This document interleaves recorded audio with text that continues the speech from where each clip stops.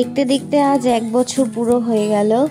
আজ 23শে নভেম্বর, ঠিক 2023-23শে নভেম্বরে আমার বড় বোনের বিয়ে হয়েছিল। ওদের আজ অ্যানিভার্সারি। তো আমি 1 বছর আগে এই ভিডিওটা বানিয়েছিলাম, ছোট ছোট ক্লিপ নিয়ে রেখেছিলাম, কিন্তু আমি পোস্ট করতে পারিনি।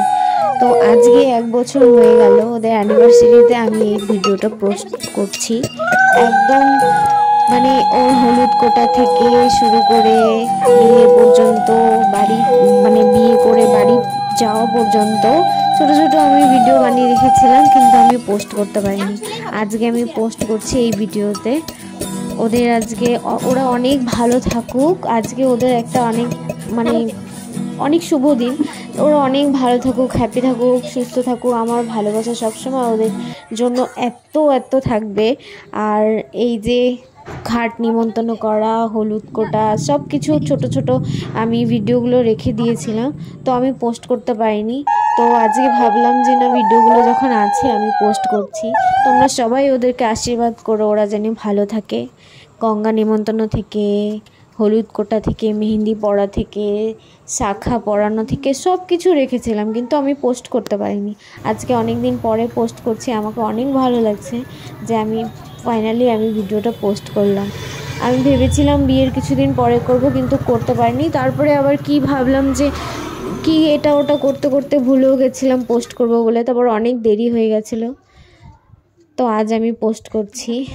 এটা হচ্ছে অধিবাসের সময় ছিল, সকালবেলায় ভোরবেলার দিকে, যেটা অধিবাস হয় নিয়ম কারণ।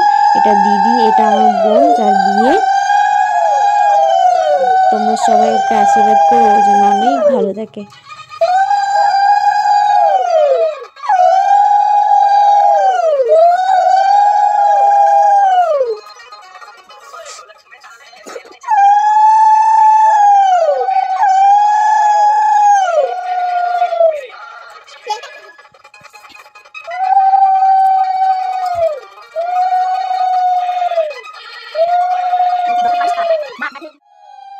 এটা বিয়ের সকালবেলার দিন। গায়ে হলুদ হচ্ছে, গায়ে হলুদ দিচ্ছে, দিদি আশীর্বাদ করছে, গায়ে হলুদ লাগাচ্ছে।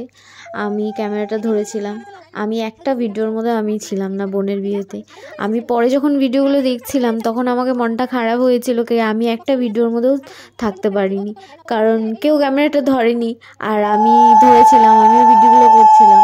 এই জন্য দিনের বেলা যা যা করতে হয় ওগুলো কমপ্লিট করে, রাতের বেলা বিয়ের লগ্ন ছিল 8টা থেকে। তো বিয়ের লগ্ন বিয়েতে বসতে ওদের 9টা বেজে গেছে। আর হচ্ছে বাড়িতে আমরা বিয়ে দিতে পারিনি, কারণ বিয়েটা মন্দিরে হচ্ছে, মা সিদ্ধেশ্বরী মন্দিরে। তো বাড়িতে একটু প্রবলেম ছিল, যেই সব কিছুই করা হয়েছে নিয়ম কারণ যা যা করতে হয়। আর আমার বর কন্যাদান করছিল, যা যা করতে হয় ওগুলো করছিল। তো বিয়েটা মন্দিরেই হয়েছে, বাড়িতে দিতে পারিনি, তার জন্য একটু মনটা খারাপ ছিল। বাট যাই হোক, ঠিকঠাক মতন হয়ে গেছে বিয়েটা, এটাই অনেক খুশি, অনেক ভালোও লাগছিল। আর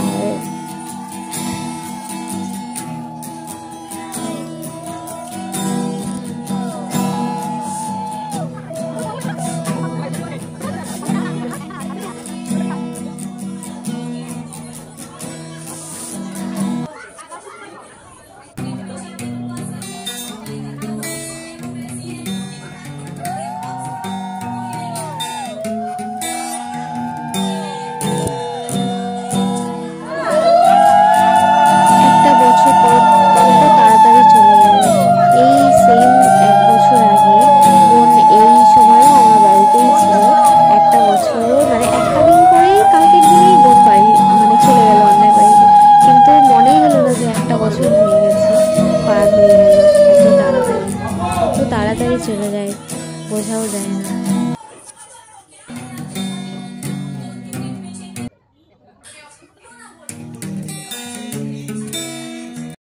বিয়ে কমপ্লিট হয়ে যাওয়ার পরে, খাওয়া দাওয়ার প্রোগ্রাম হয়ে যাওয়ার পরে তারপরে আবার বাড়িতে আসা হচ্ছে। বাড়িতেও কিছু নিয়ম কারণ আবার বাকি ছিল, তো বোন জামাই তো বাড়িতে নিয়ে এসছে।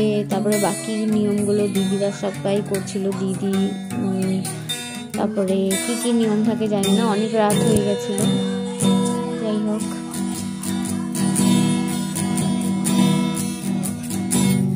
এই এই হচ্ছে সেই কষ্টের সময়, বিদায়ের পালা।